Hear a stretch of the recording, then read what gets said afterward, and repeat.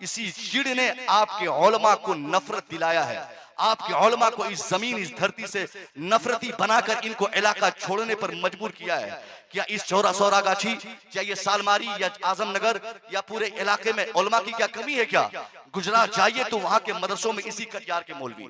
अब सवाल पैदा होता है साहब, 24 घंटा सीमांचल के मौलाना गुजरात में तबलीग करे, महाराष्ट्र में तबलीग करे, कर्नाटका में काम करे, हिंदुस्तान भर में घूम घूम कर दीन सिखाए लोगों को, क्यों ये लोग यहाँ नहीं दीन सिखाते? यहाँ इनके बच्चे अधनंगे, यहाँ इनकी बेटियां बगैर दुपट्टे के, यहाँ उर्यानियत, यहाँ पसमानदगी, यहाँ जहालत। होना तो ये चाहिए था कि जमाली अपने नाम के साथ बनारसी काट के कटियारी लिखता।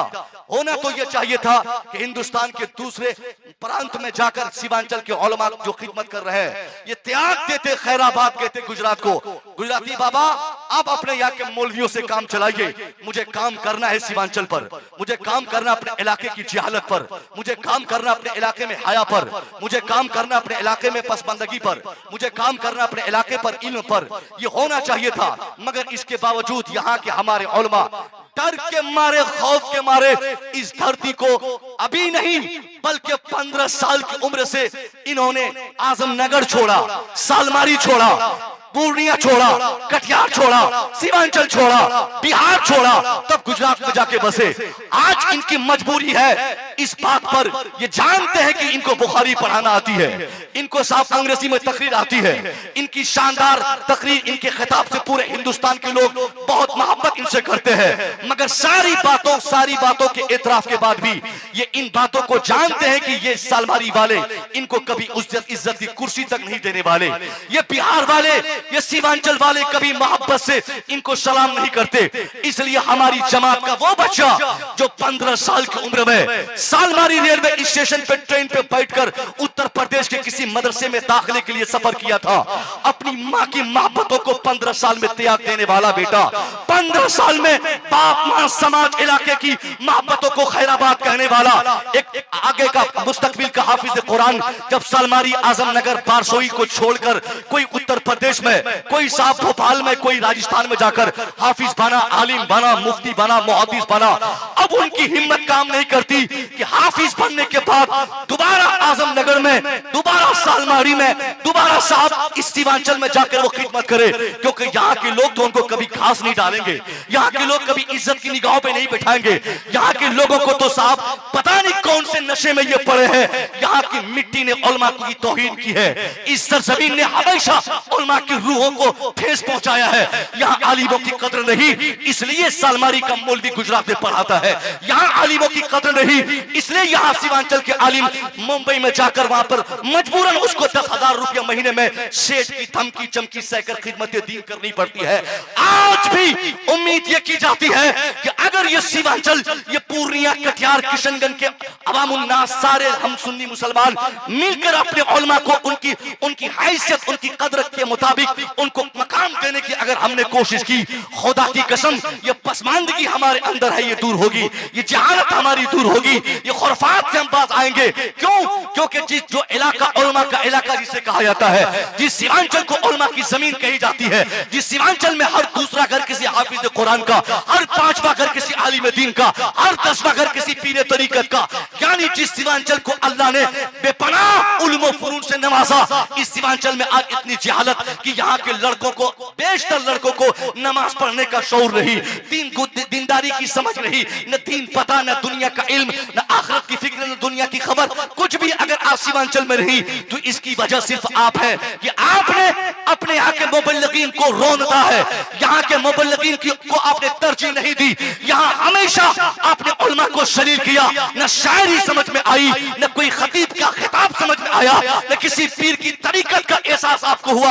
आपको तो साहब पता नहीं कहां की किस हवा ने आपको ऐसा रंग दे दिया कि जब तक आपकी गाड़ी एयरपोर्ट लेने किसी को नहीं जाती तब तक उस जलसे से दिलचस्पी ही आपको नहीं होती, जब तक आपके नाजायज तरीके से आपके जलसे में बेपनाह पैसे खर्च नहीं होते तब तक आपके दिल की भड़ास ठंडी नहीं होती। अगर यही होता रहा तो मैं कहना चाहूंगा 25 सालों में सीमांचल की जलसे की कसरत ने सीमांचल को क्या दिया।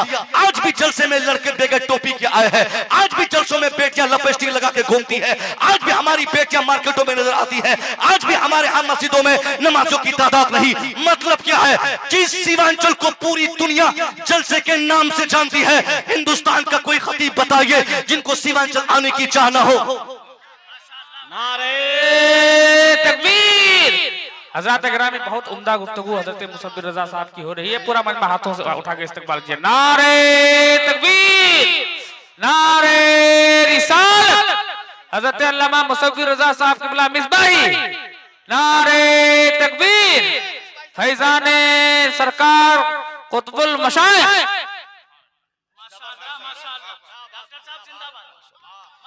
सीमांचल का नाम पूरी दुनिया में इस हैसियत से भी मशहूर है और सीमांचल इसलिए भी मुतारफ है कि यहाँ एक एक जिले में, एक एक इलाके में 10-10 छोटे बड़े जलसे होते हैं। अगर जलसों से वाकई बेनिफिट होना होता, क्योंकि जलसे से बेनिफिट होते ही तो है, इसका इनकार नहीं है, मगर बेनिफिट दिखता क्यों नहीं है, ये समाज में इसका असर क्यों नहीं है, लोग इससे अफेक्टेड क्यों नहीं है। 25 सालों की जलसों की तारीख सीमांचल की दोहराइए। इस 25 सालों में सीमांचल ने करोड़ों नहीं खरबों रुपए जलसों के नाम पे मुसव्विर के नजराने में, जमाली साहब के खाने में खर्च किया है, मगर इसका बेनिफिट कहां नजर आता है। आज भी हमारे बच्चे बगैर टोपी के जलसे में, आज भी हमारे जलसों में उरियानियत हो रही है, आज भी जलसों के बाद मस्जिदों में नमाजी नजर नहीं आते, आज भी मार्केटों में हमारी बेटियां बगैर दुपट्टे के टहलती है, आज भी लोग अपने बच्चों को जाहिल छोड़कर कलकत्ता में, मुंबई में पढ़ाने घूमते हैं। ये सारी बातें नारे तकबीर, नारे रिसालत, हजरत अल्लामा ख्वाजा साजिद आलम साहब क़िबला मिसबाही। नारे तकबीर, नारे रिसालत। हजरात फैजाने हुजूर हफीज मिल्लत हजरत अल्लामा ख्वाजा साजिद आलम साहब क़िबला मिसबाही रहमानपुरी तशरीफ ला चुके हैं। हजरात अपनी जगह तशरीफ रखें। बहुत बड़े आलिम,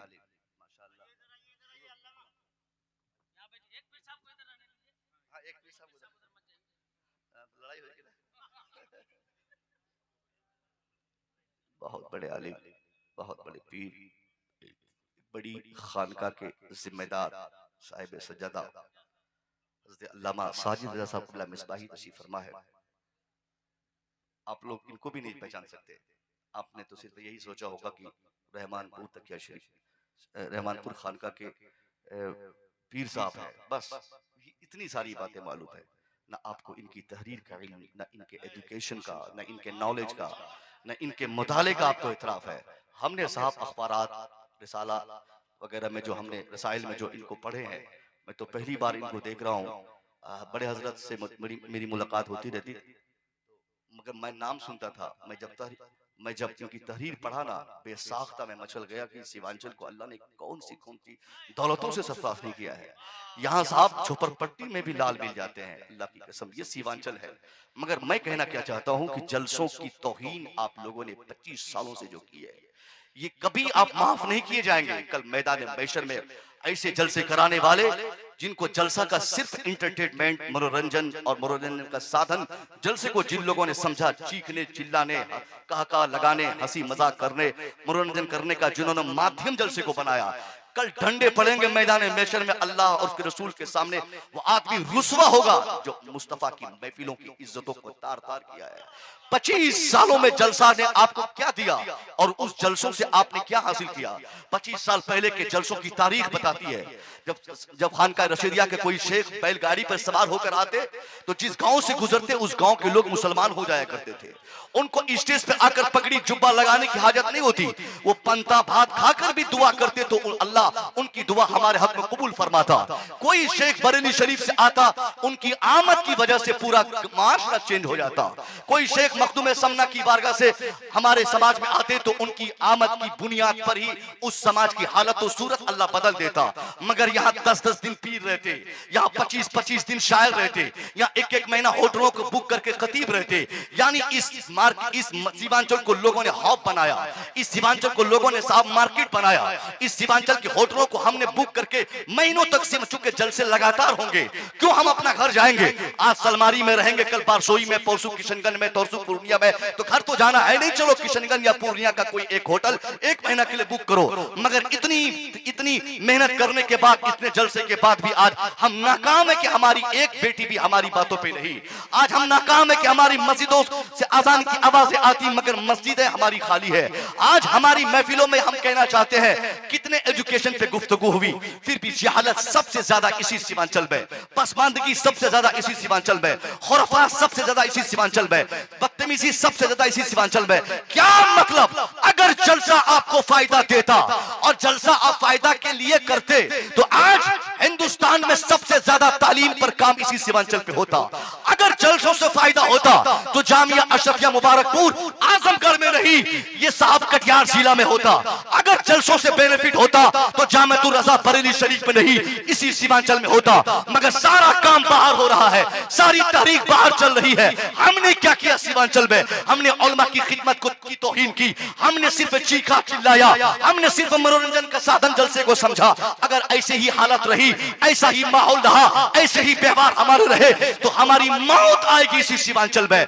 दुनिया हमें गीदड़ों की तरह मार मार के हमें जलील करके अपनी हुकूमत बनाएगी और हम उनके सामने मरने के सिवा दूसरा कोई रास्ता नहीं देखेंगे। मैं कहना चाहूंगा आज दुनिया कहां चली गई, आप क्यों पसमानदा है? आज दुनिया कितनी तरक्की के मैदान पे आ गई, आप क्यों जाहिल रह गए? कौन सी कुव्वत सीमांचल के पास है? सीमांचल ने ना एक लीडर पैदा किया, सीमांचल ने ना अपनी मेहनत से एक आईएएस पैदा किया, सीमांचल के लोगों ने अपनी ताकत अपनी मेहनत से ना कोई ऐसी तहरीक बनाई ना जहां कोई कसरत से डॉक्टर बने, जहां इंजीनियर बनाए जा सके। सीमांचल की न सियासी एतबार से मुसलमानों की हालत बेहतर, न तालीमी एतबार से यहाँ की हालत बेहतर, न तो सीमांचल में साहब इत्तेहाद है, इत्तिफाक है। क्या है यहाँ की सुन्नियों में? हमने इस्लाम को भी डिवाइड किया है इसी सीमांचल में। हमने खानकाहों के नाम पे, हमने पीरों के नाम पे, हमने इलाके के नाम पे, हमने जबान के नाम पे, हमने मदरसों के नाम पे, हमने मस्जिदों के नाम पे, हमने उस्ताद के नाम पे, हमने पीरों के नाम पे, हमने शख्सियत के नाम पे इस्लाम को 50,000 हिस्सों में इसी सीमांचल में हमने बांटा है। कहीं रशीदियों की भीड़, कहीं अशरफियों की जमात, कहीं रशीदियों की टोली, ये टोला टोली बनाकर जो हमने अपनी सुन्नियत को, अपने इस्लाम को इसी सीमांचल में जो रौंद कर टुकड़ों में बांटा है, फिर आप मरने को क्यों नहीं तैयार रहते? फिर आप मौत का इंतजार क्यों नहीं करते? कोई कुव्वत सीमांचल को हासिल नहीं, न एजुकेशन हमारे पास, न इत्तेहाद हमारे पास, न सियासत हमारे पास। आज हर डेवलपमेंट समाज के लिए 3 चीजों को पाया जाना जरूरी है, या तो वो एजुकेटेड हो, या तो वो मुत्तहिद हो, या तो वो सियासी एतबार से मजबूत हो। इन तीनों में मैं आपसे पूछना चाहता हूं किस मैदान को आपने फतह किया? एक लीडर आप दिखाइए अपने सीमांचल में, कोई ऐसा लीडर जो दुनियावी एतबार से भी लीडरशिप जिनके अंदर हो, मजहबी एतबार से जिनके अंदर रहनुमाई करने की कुव्वत हो, एक भी नहीं दिखा सकते। आपको तो हर चुनाव में लोग समझा जाते हैं कि फलाने को वोट मत देना वरना फलाना जीत जाएगा, उसको सपोर्ट मत करना वरना तेरा दुश्मन जीत जाएगा। मैं कहना चाहूंगा 75 साल हो गए भारत के आजाद हुए, इस 75 साल में आपके बेटों ने सिर्फ बिल्ला बांटा है, सिर्फ दरी बिछाई है, सिर्फ नाश्ता का पैकेट दिया है, सिर्फ गाड़ी चलाया है, सिर्फ सैल्यूट मारा है, सिर्फ नेतागिरी का नारा लगाया है, दूसरों के इस्तेकबाल की सजावट की जिम्मेदारी उसने कबूल की है।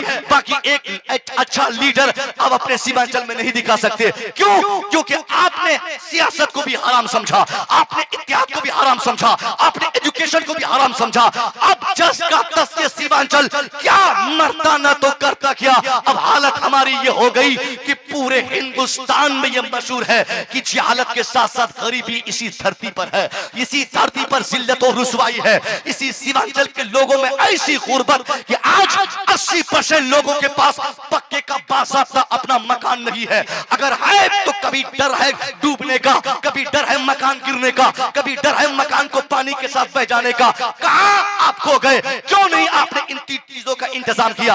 अगर आप तरक्की चाहते हैं तो आप मेरी बातों को इग्नोर मत कीजिएगा। बहुत दिल पर मेरे ये सब बातें आई, तब जाकर मैंने जबान खोला। बार बार जमाली साहब परेशान कर गए कि हजरत आपको इस्लाही गुफ्तगू करनी है, आपको ये बोलना है, आपको वो बोलना है। अल्लामा मेराज ने भी समझाने की कोशिश की, मौलाना रेहान साहब ने भी इशारा फरमाया, मगर मैं आज इन उलमा में से किसी की नहीं सुनूंगा, एक भी नहीं सुनूंगा, क्योंकि इन लोगों ने आज से पहले भी लोगों को समझाया, अपने अपने एतबार से खिताब हो गए। मगर एक भी इस्लाह की बातें नहीं देखी गई।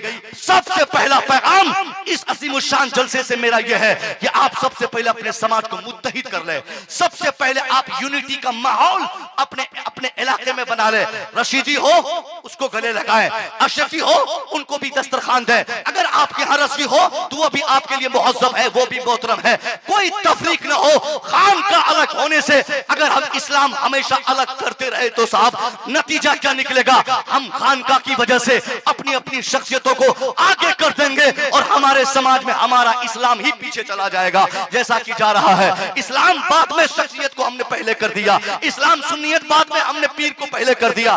इन सारे फाउंडेशन को तोड़कर हमें पहले सबसे पहले सही सुन्नी सही अकीदा बनकर एक अपनी पूरी जमात को मजबूती के साथ एक फिक्र, एक कॉन्सेप्ट देना है। वो कॉन्सेप्ट क्या है? वो सियासी कॉन्सेप्ट देना है।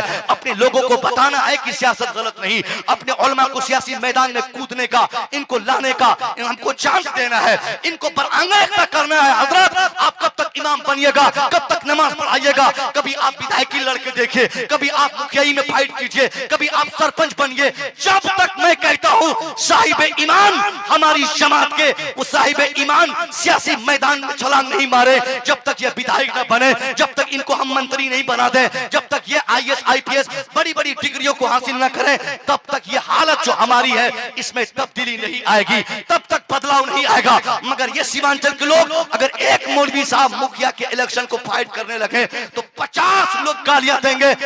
हजरत नमाज पढ़ाइए, अजान दीजिए, ये इलेक्शन में लड़ने के लिए आपको कौन कहा? आपको भी हराम खाने की आदत हो गई, अब आप भी हराम खाना चाहते हैं। आप 50 तरीके से गाली देंगे, नतीजा क्या निकलेगा? ये उलमा जिनको अल्लाह ने बेपनाह कुव्वतों से सरफराज फरमाया है, जो शानदार लीडर बन सकता है, मगर बावजूद इसके सिर्फ आजान देंगे, नमाज पढ़ाएंगे, बच्चे को ट्यूशन पढ़ाएंगे, हफ्ते में एक बार तावीज लिखेंगे, बाकी कोई दूसरा काम नहीं करेंगे। नतीजा क्या निकलेगा? कोई आएगा जिनको पेशाब करने का शौर नहीं, वो आपका विधायक बन जाएगा। वो आएगा कोई जिनको अपनी बीवी बाल बच्चों से मोहब्बत तक नहीं, वो आपकी बीवी से मोहब्बत का पाठ पढ़ा के चला जाएगा। आप क्या करेंगे? मैं कहना चाहूंगा सियासी एतबार से भी मजबूत होना न सिर्फ सीमांचल, न सिर्फ भारत, बल्कि पूरी दुनिया के मुसलमानों के लिए इस वक्त सबसे इंपॉर्टेंट काम है कि हम सियासी एतबार से भी मजबूत हो जाए। सियासत हमारे लिए हराम नहीं, सियासत कोई खराब चीज नहीं।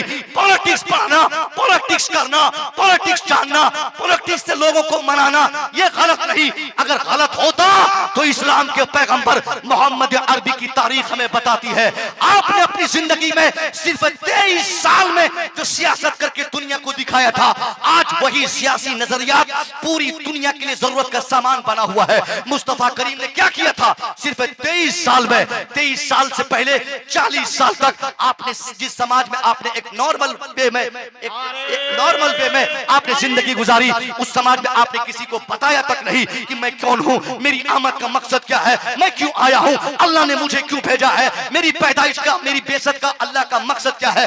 बगैर किसी इत्तला, बगैर किसी इंफॉर्मेशन के जिस मुस्तफा करीम ने 40 साल अरब की सरजमीन पर गुजारी, उसी नबी पाक ने जब सिर्फ 23 साल इस्लामिक सियासत का नजरिया अपने किरदारों कैरेक्टर से अरब की धरती से आपने पेश किया, दुनिया को पता चल गया, जान गई ये दुनिया कि जिस मुस्तफा करीम पर पत्थरों की बारिशें की गई, मुस्तफा मुस्कुराते रहे, आप सब्र करते रहे, आप पर पत्थरों की बारिशें होने लगी, आपके दंदाने मुबारक को शहीद किया गया, नमाज पढ़ने वालों को मारा गया, नमाज की बातें करने वालों को दौड़ाया गया, मुसलमान और इस्लाम को परेशान करने की नापाक कोशिशें की गई, एक नहीं दर्जनों तहरीकें चलाई गई। लोगों ने कहा हुजूर आप तो बाअख्तियार है, अल्लाह ने आपको ऑथराइज किया, आपको अल्लाह ने इतने हुकूक दिए, इतना अख्तियार दिया कि आप चाहें तो उतबा का कलेजा बाहर आ जाए, आप चाहें तो शैबा का सीना चाक हो जाए, आप चाहें तो आपके दुश्मनों का वजूद धरती से खत्म हो जाए, आप चाहें तो अबू जहल के बदन में आग लग जाए। फिर भी इतने अख्तियारात के बाद जबकि आपकी उंगली के एक इशारे से चांद को टुकड़ा होता, सूरज वापस आता, दरख्त सामने आता, कंकरियां कलमा पड़ती, ये सारी चीजें आप कर लेते तो इन दुश्मनों की तबाही क्यों नहीं चाहते? मुस्तफा मुस्कुराते रहे, मुस्तफा मुस्कुराते रहे। आपने हर एंगल से सिर्फ इस्लामिक सियासत का नजरिया पेश किया, आप सब्र करते रहे। लोगों को मुतासिर करने के लिए अल्लाह ने जो फुनून, जो कुव्वत आपको अता फरमाई, उसका मुजाहरा 23 साल तक जब आपने किया, दुनिया ने देखा जिन लोगों ने पत्थरों की बारिश की और जिनकी तबाही के लिए दुनिया ने आपसे मुतालबा किया था, आप मुस्कुरा के फरमाते रहे, ए दुनिया वालों, बरसाने दो पत्थरों की बारिश इन्हें, चलाने दो तलवार इन्हें, उड़ाने दो मस्जिदें इन्हें, नमाजों को पीटने दो इनको, मैं अपना काम नहीं छोड़ूंगा, मैं अपनी तहरीक नहीं छोड़ूंगा, मैं अल्लाह की दी हुई जिम्मेदारी पर अपना काम करता रहूंगा। मुस्तफा करीम हर एंगल से, हर दुश्मन, हर महाज पर, हर तहरीक के मुकाबले में आपने जो अपना काम किया सब्र और ज़ब्त के साथ, सिर्फ 23 साल में नबी पाक ने जो करके दुनिया को दिखाया। नारे तकबीर, नारे रिसालत, ऑल इंडिया नातिया मुशायरा हजरत अल्लामा मुसव्विर रज़ा मिसबाही, फैज़ान हुजूर हसने मिल्लत, फैज़ान हुजूर हसने मिल्लत।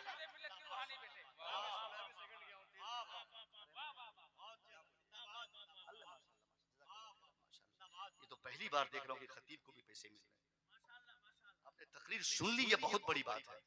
आपने तकरीर समाप्त की और एहसास हुआ कि कुछ मिलने को है, आप बैठ गए। मैं शुक्रगुजार हूँ साहब, ये एहसान कभी नहीं भूल पाऊंगा। पाँव लाइए तो मैं चूम लूँ आपका, आपने जो मेरी तकरीर सुनी है, वरना तकरीर कहाँ आप लोग सुनते हैं। आप लोगों के दिमाग में पता नहीं क्या, मैं क्या कहना चाह रहा था। मुस्तफा करीम ने 23 साल तक जो मेहनतें की, आपने इशारा फरमाया, अरे पत्थरों की बारिशें करने वालों को करने दो, वो अपना काम करे, मैं अपना काम करता हूँ। वो अपनी तहरीक चलाए, मैं अपनी तहरीक चलाऊंगा।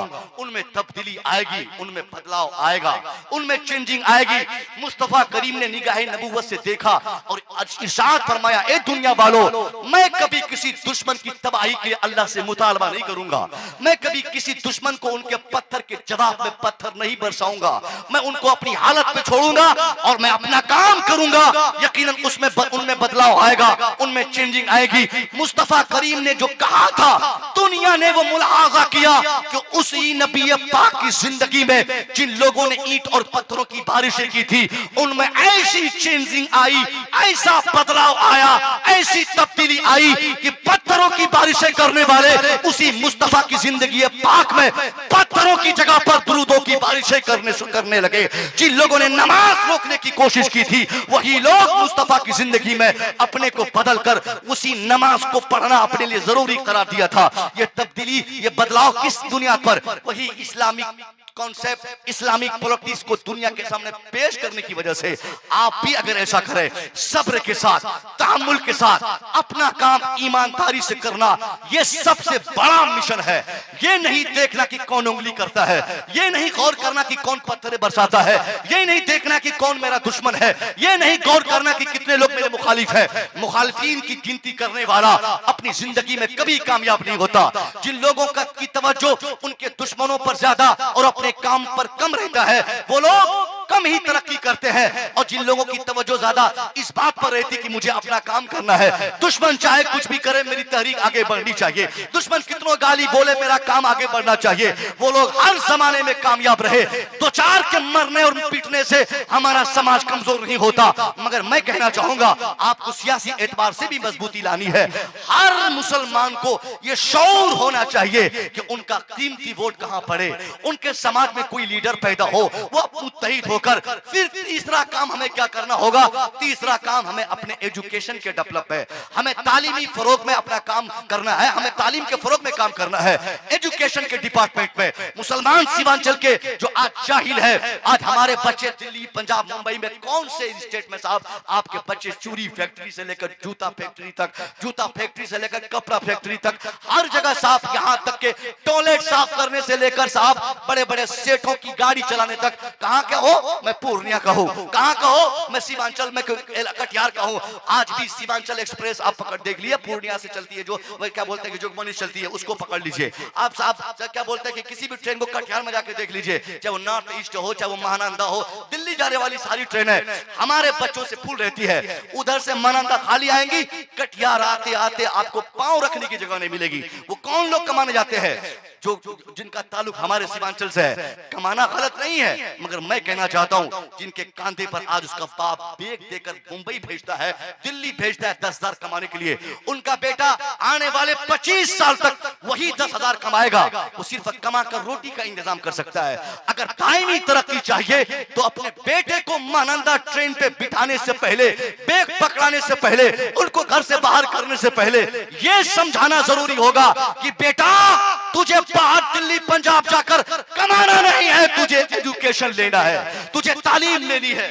जो मुसलमान अपने बेटे को पढ़ाता है, अगर आपने आज 5 साल तक लगातार अपने बच्चों की तालीम के लिए अगर आपने कोशिश की, नहीं कमाएगा मेरा बेटा 10,000 महीना, नहीं कमाएगा मेरा बेटा शहरिया फैक्ट्री में, नहीं काम करेगा मेरा बेटा पंजाब में, अभी मैं सूखी रोटी खाऊंगा, अभी मैं झोपड़पट्टी में रहूंगा, कोई बनाया है घर अपने गांव में 5 मंजिला बनाता रहे, कोई गाड़ी खरीदा है अपाची खरीदता रहे, कोई साहब क्रीटा लिया है लेता रहे, मैं अपने बेटों को पढ़ाऊंगा, इसके लिए जमीन बेचनी पड़ेगी मैं बेचूंगा, मकान बेचना पड़े मैं बेचूंगा, जेवरात बंधक रखने पड़े मैं रखूंगा। साहब जमीन बेचना तालीम के लिए ऐप नहीं, ऐप तो उन सेठों के लिए है जिनके दरवाजे पर कार लगी है, बेटा उसका अंगूठा छाप है।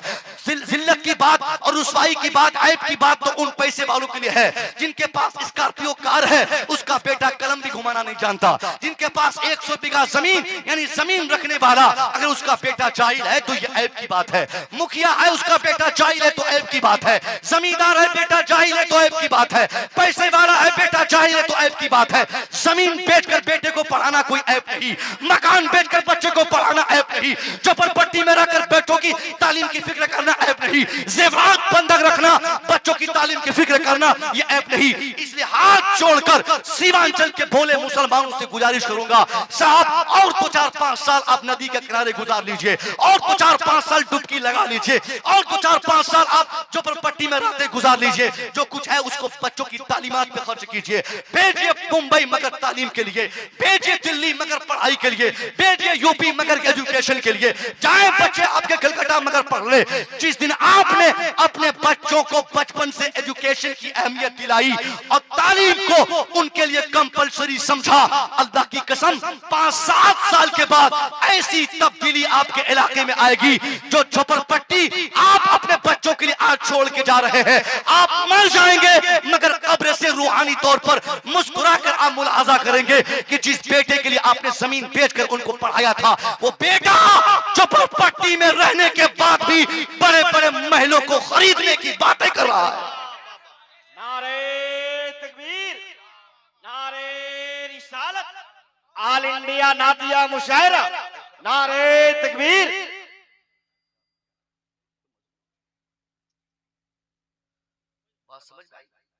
पढ़ाएंगे, अरे पढ़ाएंगे, आप बोले ना इंशाल्लाह। बच्चों को पढ़ाइए, दिल्ली नहीं जाएगा बेटा मेरा भी, नहीं करेगा काम मेरा बेटा, सूखी रोटी मैं खाऊंगा, नदी का पानी पीऊंगा, बच्चों को पढ़ाऊंगा, नहीं चाहिए मुझे वाटर, रेफ्रिजरेटर वाटर नहीं चाहिए, नहीं चाहिए मुझे फ्रेश पानी, नहीं चाहिए मुझे साफ कोई ऐसा पानी जिससे हमारे बदन में एनर्जी आएगी, हमें नदी का पानी पीना है, हमें नदी का पानी पीकर भी जिंदगी गुजारनी है और उन्हीं पैसों को अपने बच्चों की तालीमात पर खर्च करना है। आप कसरत से अपने बेटों को पढ़ाइए, जो पढ़ाना हो। हाफिज आलिम बनाने में नहीं कहूंगा, क्योंकि हाफिज आलिम को तो आपने पहले ही रुस्वा कर दिया है। आप वही पढ़ाइए जिसमें आप भलाई चाहते हैं, जिस मैदान में आपने बेनिफिट देखे उसी मैदान में आप अपने बच्चों को खुदवाइए, वही मैदान का आप फातेह बनिए, उसी मैदान में आपके बच्चे गाजी बने। जरूरी नहीं कि आलिम बन जाए, बस जितने उलमा भी सीमांचल में है अल्लाह इन्हीं को सीमांचल वापस कर ले और इन्हीं से खिदमत ले ले तो सीमांचल तब्दीली की हालत में आ जाएगा। मजीद और आलिम की जरूरत अभी 2-4-10 साल नहीं है, जरूरत सीमांचल को किसी लीडर की है, जरूरत सीमांचल को किसी IAS ऑफिसर की है, जरूरत सीमांचल को किसी IPS अधिकारी की है, सीमांचल को जरूरत एक बड़े अधिकारी प्रोफेसर की है। इस मैदान पे आप काम कीजिए, नतीजा ऐसा शानदार आपको देखने को मिलेगा।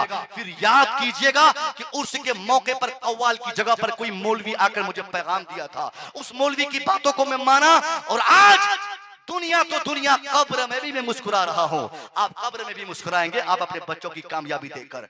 कोई दुनिया की ताकत ऐसी नहीं होगी जो आपको डरा सकेगी, आपको मार सकेगी, आपको धमका सकेगी। ये आपकी जहालत की बुनियाद पर है, ये आपकी कमजोरी की बुनियाद पर है, ये लाइल्मी की बुनियाद पर है, ये अनपढ़ समाज होने की बुनियाद पर है कि जो भी आता है कान ऐट देता है, भाग जाता है। आप बच्चों को कायदे से पढ़ाइए। अरे सीमांचल वालों, ये साहब सलमारी आप चले जाइए, मैं पूछूंगा सलमारी में कितने लोग आपके अधिकारी हैं ब्लॉक में? न बीओ आपके, न डीओ आपके, न साहब सीओ आपके, कौन सा अधिकारी न सीमांचल के किसी हिस्से में? पूरे भारत में घूम लीजिए, 20% हम हैं, 80 में 20 हमारे हैं, ये 100 में 20 हमारे हैं, यानी 100 में 20 हमारे तो 80 उनके। मतलब जहां 100 अधिकारी होंगे वहां पर 20 बच्चे हमारे होने चाहिए। जहां 100 डॉक्टर्स होंगे वहां 20 लड़के हमारे होने चाहिए। जहां 100 आईएएस ऑफिसर आईपीएस होंगे वहां पे 20 बच्चे हमारे होने चाहिए। तो कितने बच्चे आपके अधिकारी साहब ब्लॉक में है, डिस्ट्रिक्ट हेडक्वार्टर में है, आपकी स्टेट हेडक्वार्टर में है? कहीं आपके बच्चे नहीं। तो जो कौम पढ़ेगी वो कौम बढ़ेगी। मैं कभी अपनी तकरीर से किसी सियासी लीडर को गाली नहीं देता, मैं कभी इनको बुरा भला नहीं कहता। वो लोग जो आज तरक्की पाए हैं इसके पीछे उनकी मेहनतें शामिल है, इसके पीछे उनकी कुर्बानियां शामिल है।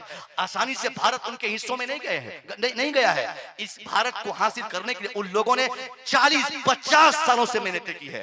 उत्तर दक्षिण पूरब पश्चिम हर जगह से उन लोगों ने अपने समाज को मुत्तहिद किया। उसके बाद ये ज्वाला फूटा कि आज हिंदुस्तान उसके कब्जे में चला गया। और आपको कौन सिखा दिया? और उनको गाली देते रहते हैं। आपकी बर्बादी का कारण वो लोग नहीं, आप खुद हैं, आप खुद हैं। कोई नहीं, कोई नेता नहीं। कुरान कहता है वमा असाबकुम मिन मुसीबा फबिमा कसबत ऐदीकुम, what misfortunes befalls on you it is because your hand has gathered it। मुसलमान, ये तेरी तबाही का रीजन तुम खुद हो, कोई नेता नहीं, कोई अभिनेता नहीं। आप पढ़ाइए कायदे से और ये फिक्र छोड़ दीजिए कि आपका बेटा पढ़ेगा तो कामयाब नहीं होगा। कौन कहता है कामयाब नहीं होगा? कामयाब होगा। आप ईमानदारी से पढ़ाइए तो सही। आप में से अक्सर सोचते होंगे कि है नेता बन गया, होम मंत्री आ गया, हो प्रधानमंत्री बन गया, हो मुख्यमंत्री बन गया, उसकी वजह से हमारे बच्चे तरक्की नहीं करते। मैं कहना चाहूंगा और मैं अक्सर ये बात कहता हूं अपने अपने अपने माशरे में अपने लोगों से। 2017 की बात बताता हूं। 2017 में हिंदुस्तान आजाद हो चुका था। भारत आजाद हुआ 14 में, 14, 15, 16, 17 आजादी के सिर्फ 3 साल के बाद चौथे साल उत्तर प्रदेश भी आजाद था। पूरे 2014 की आजादी के बाद पूरे हिंदुस्तान में जिस जमात की हुकूमत थी, उस खतरनाक सिचुएशन पर हमारे समाज का एक फर्जंद, हमारी जमात का एक आलिम मौलाना शाहिद रजा मिसबाही, जो गया जिले के रहने वाला, इस वक्त वो साहब समस्तीपुर बिहार में वो आईएएस ऑफिसर है। मगर उसने क्या किया, 17 में जब यूपीएससी का एग्जाम के लिए वो बैठा, यूपीएससी एक ऐसा प्लेटफॉर्म है जिसके जरिए IAS officers, IPS officers, DIG, DO, BO, जितने बड़े अधिकारी हैं सब उन्हीं के वहीं से आते हैं। उसी प्लेटफॉर्म से जो अधिकारी आते हैं वही भारत चलाता है, नेता नहीं चलाता। ये देश वही अधिकारी चलाते हैं जो यूपीएससी एग्जाम देकर आते हैं। तब क्या हुआ, 17 में एग्जाम दिया शाहिद रजा ने, 18 में जब रिजल्ट आया, रिजल्ट की जब फेहरिस्त बनाई गई, जब तरतीब दी गई, उस फेहरिस्त में जहां मोहन, जहां सोहन का नाम, जहां गीता का नाम, जहां सीता का नाम नुमाया तौर पे लिखा था, उसी फेहरिस्त में एक नुमाया नाम 5 वक्त नमाज पढ़ने वाला, एक मुश्त दाढ़ी रखने वाला, बरकाती टोपी लगाने वाला, मस्जिदों में अजान देने वाला आलिम रब्बानी शाहिद रजा मिसबाही का भी नाम शामिल था। नारे तकबीर, नारे रिसालत, ऑल इंडिया नातिया मुशायरा। ये बताने को काफी है, जो पढ़ेगा वो आगे बढ़ेगा, जो पढ़ेगा उसको गवर्नमेंट तरक्की देगी। गवर्नमेंट ये नहीं देखा कि मुल्ला है, मौलाना है। साहब, आपके मुसलमान होने में तो शक है कि नहीं? 100% शक है। आप में से बेशतर ऐसे चेहरे वाले कि जिनको हम लोग सलाम तक नहीं करें। अगर शरीयत पे अमल कर ले, करना ही है, अगर सवाल ही नहीं है। अगर हम शरीयत का मुताला करें उसके हिसाब से आप में से बेशतर लोगों को हम लोग कभी सलाम ना करें, चाहे सिगरेटा रहे या सिगरेटी रहे, उससे कोई मतलब नहीं। मगर अगर हम में से कोई मौलवी सलाम करता है तो उनको अपनी मुलाजमत की फिक्र रहती है। हम लोग गरीब हैं साहब, अगर भगा देंगे तो हमारी बीवी बाल बच्चे की परवरिश कैसे होगी? इसलिए मुलाजमत की फिक्र करते हुए हम लोग कभी कभी एहतराम दाढ़ी छिल्लों की कर लेते हैं, उनका एहतराम करते हैं। मगर हम जैसे लोगों को देखकर कौन नहीं कहेगा मुसलमान है? दाढ़ी देखकर, टोपी देखकर। शाहिद रजा दाढ़ी छिल्ला नहीं है, शाहिद रजा मिसबाही दाढ़ी वाला था। अगर ये नेता लोग हमारी दुश्मनी मोल लेते तो शाहिद रजा मिसबाही कभी आईएएस नहीं बन पाता। उनका फोटो ही देख के लोग भड़क जाते हैं, यार ये मुल्ला अगर बन जाएगा तो गड़बड़ा जाएगा। मगर आप नहीं जानते, आपको सिखा दिया लोगों ने, आपको जाहिल छोड़ने की तहरीक चली है भारत में, आपको अनपढ़ छोड़ा है इन लोगों ने। भीमराव अंबेडकर को जानते हैं ना, ऐसे ऐसे समाज का व्यक्ति जिस समाज में पढ़ना उनके लिए हराम समझा जाता था। भीमराव अंबेडकर, आप तो सिर्फ यही जानते होंगे कि उसने संविधान लिखा है। संविधान लिखना ये छोटी सी खिदमत होती है, संविधान का लिख देना ये छोटा सा काम उनके लिए। उसने जो बड़ा काम किया मैं बता रहा हूँ। भीमराव अंबेडकर ऐसे समाज का व्यक्ति जिस समाज में पढ़ना उनको बता दिया गया था कि हराम है, उनको समझाया गया था, या वो लोग समझ गए थे कि पढ़ना हमारा काम नहीं, पढ़ना इन अपर कास्ट के लोगों का काम है। हमारा काम तो नौकरी करना, हमारा काम गुलामी करना, हमारा काम साहब जूता सिलना, हमारा काम इन लोगों को सैल्यूट मारना, हमारा काम इन लोगों की सेवा करना। वैसे समाज का व्यक्ति भीमराव अंबेडकर जी ने, मैं जी कहता हूं चूंकि पढ़ा लिखा है वो, उनका एहतराम करता हूं मैं बहुत स्टडी करता हूं उसको। उसने क्या किया, तब्दीली लाना चाहिए, उसने अपने समाज को बदलना चाहा, अपने समाज को एक नया रंग, एक नई जिहत देने की उसने कोशिश की।